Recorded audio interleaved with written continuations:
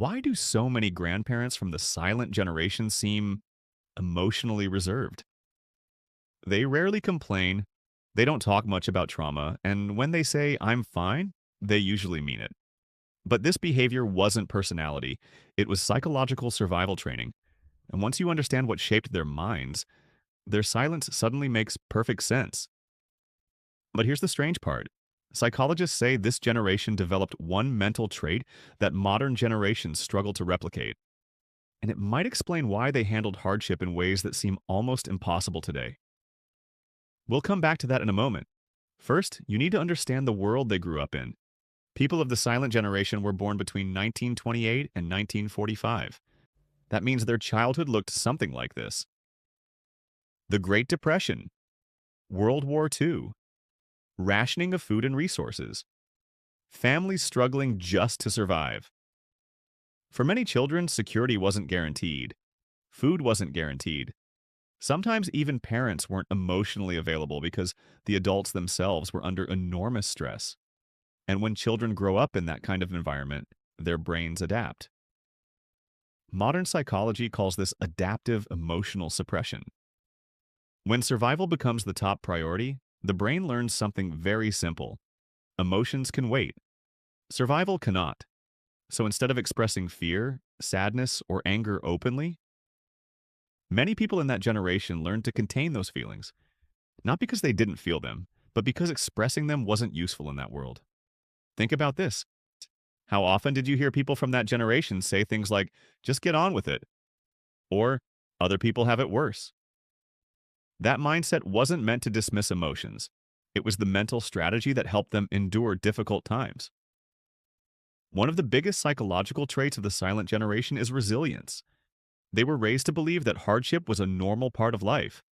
So when problems appeared, their default reaction was, keep going, not complain, do not analyze endlessly, just keep moving forward.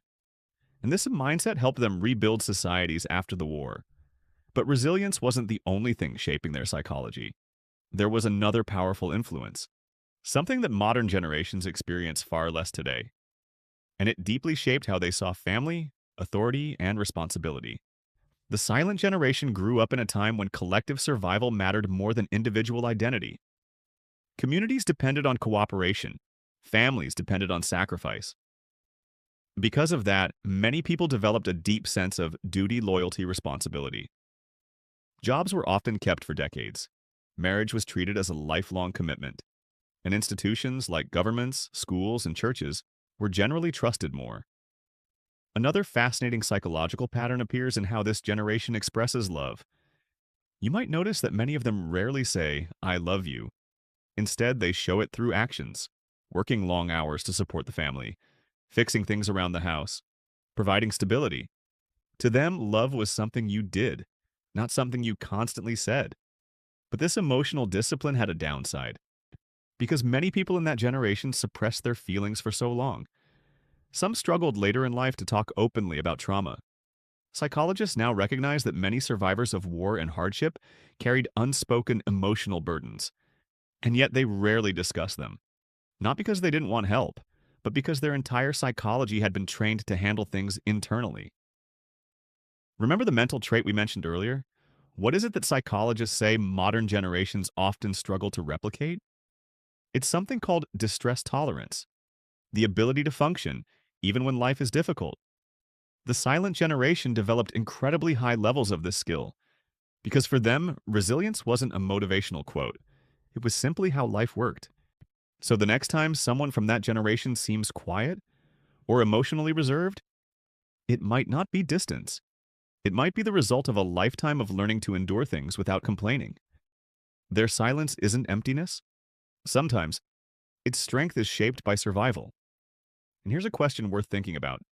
Did the silent generation master resilience? Or did they simply have no other choice? Let me know what you think in the comments. And if you enjoy psychology videos like this, subscribe for more.